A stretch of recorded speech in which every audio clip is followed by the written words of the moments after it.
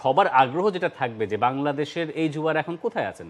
তারা এই মুহূর্তে আছেন নেপালে এবং এয়ারপোর্টে তারা ব্যস্ত। তাদের বাংলাদেশ সময় দুপুরে নামার কথা রয়েছে এই ঢাকায়। সবার গলায় মেডেলটা ঝুলছে, বেশিরভাগের গলায় মেডেল ঝুলছে। তারা কোনোভাবেই এই মেডেল খুলে রাখতে চান না। মিরাজুলের একটা ছবি আমরা সোশ্যাল মিডিয়ায় দেখছিলাম যে তিনি তার চ্যাম্পিয়ন ট্রফি, বেস্ট প্লেয়ারের পুরস্কার, টপ স্কোরারের পুরস্কার সব কিছু নিয়ে শুয়ে আছেন। লিওনেল মেসি যেরকম বিশ্বকাপ জেতার পরে একটা ছবি তুলেছিলেন, অনেকটা সেই রকম ছবি তিনি আরও একবার দেখিয়েছেন বাংলাদেশের মানুষকে। সবার গলায় মেডেল ঝুলছে। গৌরবের সাথেই নেপাল ছেড়ে বাংলাদেশের পথে বাংলাদেশের যুবারা। বাংলাদেশ ছেড়ে যখন তারা নেপালে গিয়েছিল, আমি একটা ইউটিউবের কমেন্ট দেখছিলাম, একজন তাদের সাথে ফ্লাইটে ছিলেন, তিনি কিন্তু এক্সপেক্ট করেননি যে নেপালের সঙ্গে বাংলাদেশ এভাবে জিতে ফিরে আসতে পারে। সেটাই আমরা সেই এক্সাইটমেন্টেই দেখছি। মিরাজুলের পোস্টও দেখেছি, রাহুলের উল্লাসও দেখেছি ফেসবুকে। রাহুল তিনি নিজেকে তার ডাকনাম ফেসবুকে দিয়েছেন এমবাপে।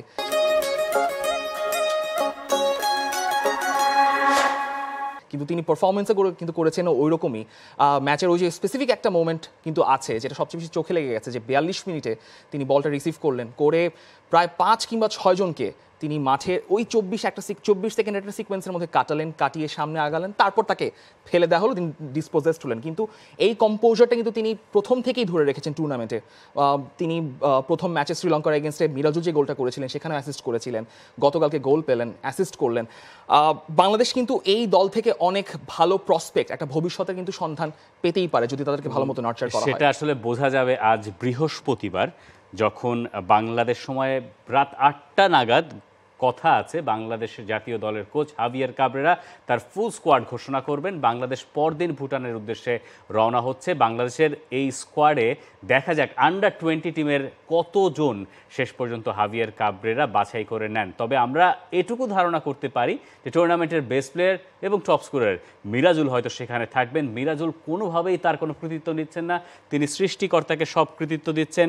গোলকিপার আসিফ, যিনি সেমিফাইনালে মাঠে নেমেছিলেন বদলি হয়ে, নাটকীয়ভাবে তিনি টাইব্রেকারের নায়ক বনে গেলেন।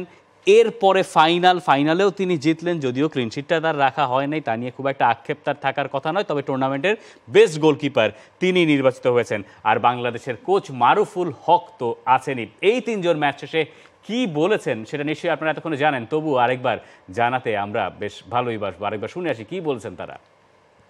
17 থেকে 19, 20 সব খেলছি, চ্যাম্পিয়ন হতে পারি না কোনো দিন। লাস্ট 2022 সালে আমরা রানার্স আপ হয়ে অনেক কান্দাকাটি করছে মাঠের ভিতরে, সব আমার টিমমেট বা আমি সবাই কান্দাকাটি করছে। আমরা চাইছিলাম যে এবারে কান্দাকাটিটা যেন আমরা না করা লাগে, সবাই যাতে হাসি মুখে মাঠ থেকে যেতে পারি। এক্সাইটমেন্টটা আমার বলার মতো না।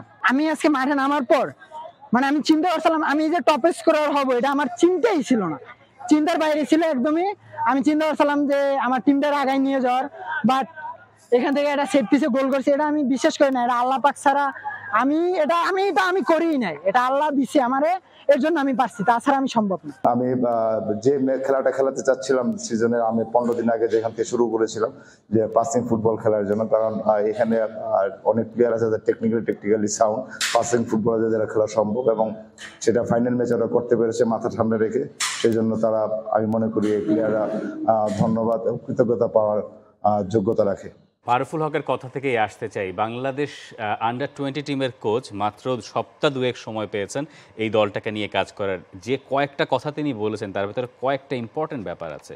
1 নম্বর হচ্ছে তিনি মনে করেন যে এই দলটাকে দিয়ে পাসিং ফুটবল খেলানো সম্ভব। তার মানে মারুফুল হক যদি বলে থাকেন যে তার চোখে টেকনিক্যালি সাউন্ড ফুটবলার আছে, তার মানে মারুফুল হক কোনো কিছু কখনো বাড়িয়ে বলেন না, বরং যা আছে তার চেয়ে কমিয়ে বলেন। তার মানে বোঝা যাচ্ছে যে এদের ভবিষ্যৎ আছে। এখন কথা হচ্ছে যে এই যে ভবিষ্যৎ যাদের আমরা দেখতে পাচ্ছি, যারা আমাদেরকে ভবিষ্যৎ দেখালেন বাংলাদেশের মতোই অনেকটা, বাংলাদেশের রিসেন্ট টাইমসের গল্পের সঙ্গে মিলেও যাচ্ছে সেটা, তারা যখন জাতীয় দলে ঢুকবেন বা জাতীয় দলের দরজায় যখন তারা করেন আছেন, তাদের ইন্টিগ্রেশনটা ঠিকঠাক হচ্ছে কিনা। আপনি যদি এক্সপেক্ট করেন যে এই রাব্বি রাহুল অথবা মিরাজুল ন্যাশনাল টিমে গিয়ে তুড়ির মতো ভুটানকে হারিয়ে দিয়ে আসবেন, সেটা হয়তো নাও ঘটতে পারে। সেটা অপার মেধা যাদের আছে তাদের ক্ষেত্রে, লামিন ইয়ামালদের মতো ফুটবলারদের ক্ষেত্রে হয়তো সহজ হয়। তো লামিন ইয়ামালদের ক্ষেত্রে হয়তো বার্সেলোনা, স্পেন, ইউরোপের ওই গন্ডিটা নিয়ে আমরা কথা বলি, আমাদের গন্ডিটা তো এশিয়া। তো সেই গন্ডিতে এই ফুটবলারদেরকে পরিচিত করানো ইন্টারন্যাশনাল ফুটবলে, হাভিয়ার কাবরেরাও সেই কথা বলছিলেন যে এখন এই তরুণ ফুটবলারদের দরকার হচ্ছে জাতীয় দলের ক্যাম্পে নিয়মিত থাকা এবং দলের সঙ্গে প্র্যাকটিস করতে পারা। অ্যাবসলিউটলি। রাহুল কিন্তু এই ক্যাম্পের মধ্যে আগে থেকেই ছিলেন, তার মোটামুটি ওই সেটআপ সম্পর্কে তার ধারণা আছে যে একটা জাতীয় দলের ক্যাম্পে কী ধরনের এক্সপিরিয়েন্স বা তাদের সাথে থেকেই কিন্তু অনেক কিছু শেখা যায় বা ন্যাশনাল টিমের পালসটা বোঝা যায়। সেটার সুযোগ হয়তো আস্তে আস্তে এই টিমে আরও অনেকে খোলার কথা রয়েছে। আসাদুল মোল্লা রয়েছেন, আসাদুল রাকিব রয়েছেন যারা নজর কেড়েছেন। মিরাজুল যদি এই সেটআপে ঢুকে যেতে পারেন তার জন্য একটা দুর্দান্ত ব্যাপার হবে। আসিফ তো দাবিদার ডেফিনেটলি, সেখানে কোনো সন্দেহ নেই।